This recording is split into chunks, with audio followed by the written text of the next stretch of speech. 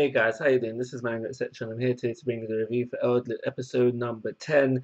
Now, I'm going to start off with a positive. At least this episode was better than the last episode, but it wasn't leaps and bounds better, just like one, maybe two, three steps better than last episode. So we start things off with this guy. There's no random earth, it doesn't matter who he is, and he's just going on about how in life that you usually find like two or three people who look like you. And then he goes on to say how that's not the case for him.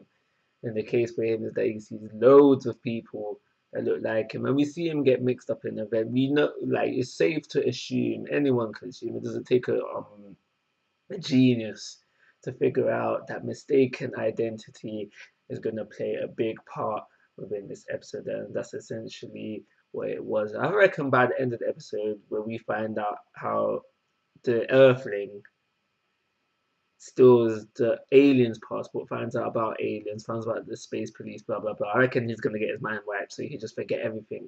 And so, in that kind of way, I'm wondering if this episode is filler. I don't think this episode will be connected to anything that happens in the future. Obviously, it's not connected to anything that's happened. Actually, that's a lie. It is linked to. Oh, okay, so maybe this episode can't be filler because it does link into the whole Sonokata and the whole smell thing. So for that reason, it can't be considered filler. But it's probably one of those episodes that you'll skip over when you're rewatching the series as a whole because you'll just remember in your mind all the Sonokata stuff and probably not care about the action that you get within the episode and just skip it over. So yeah, we have that whole lot of mistaken identity. Like I said, the Earth will probably get his mind right, and everything will just go back on the way.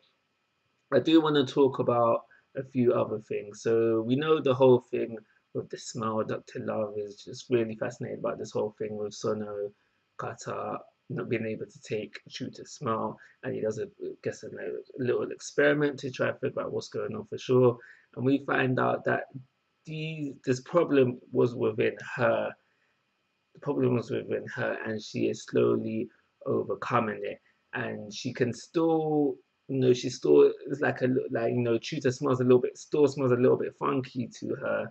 But according to Dr. Love, it is something that she will get over with time. So I noticed within this episode that Sonokata and Chuta, they seem to be starting to develop into a couple. We know that when things started off, going back to episode one's Sonokata plainly didn't like him. Chuta only really didn't like her because she was rude to him. And slowly but surely they've been, because they have to work with each other, starting to build a friendship.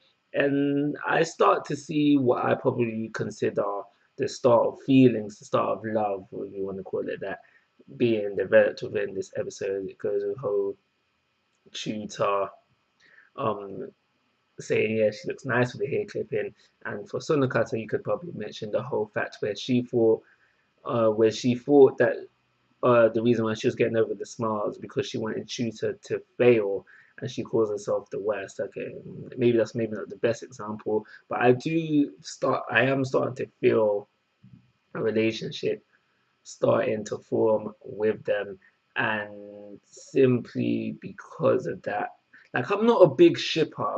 I don't go into every anime I will watch and I'm like, yeah, I want him to be with her, or I want her to be with him, and get mad when it doesn't turn out that way.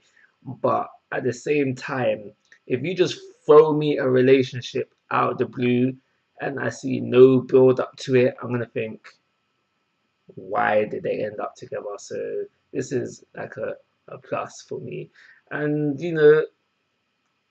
Sonokata has some feelings there, I know, because when they're in the situation where they had the Earth policeman and he's like, you two are looking a bit suspicious. What are you doing here? So he could have come up with anything. Or even though if she was saying, yeah, we're a relationship, but yet saying, yeah, we're in a relationship, she didn't have to get so close. She didn't have to go true. And yes, you can argue that she was trying to make a convincing, but I don't care.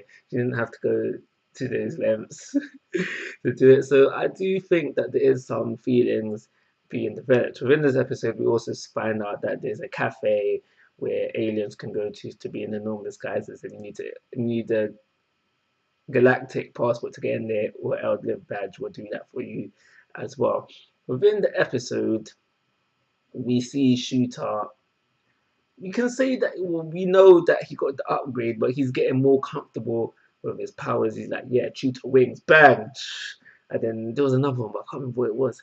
And then, but we see him more capable with his powers, but at the same time, we know he's still got length and bounds to go, because when he did the speed increase, yeah, that was it, speed increase. When he did the speed increase, he crashed into, was it like a lamppost or something like that.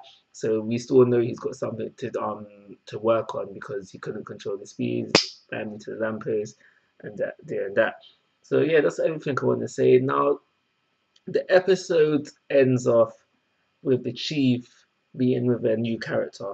Now there was an article at Anime News Network a couple of days ago, maybe a week at tops, where I found out that this character is anime exclusive. He's not in the manga, so I'm wondering what role he's going to play, and if this role that he's going to play is going to be filler.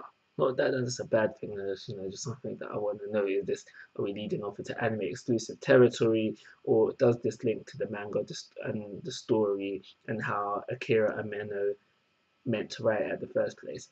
This character, on the other hand, was that slightly designed by Akira Amano. She did the sketch for the character. So that's something interesting that you might have wanted to know. I'm going to give this episode, was better than the last episode. I'm pretty sure I gave that a 2. I said it was a couple steps better, so I'll give it a 3-star rating and call it a review. Like always, guys, I want to for your thoughts and opinions. If you haven't already, please subscribe to my YouTube channel. But most importantly, take care. Have a nice day.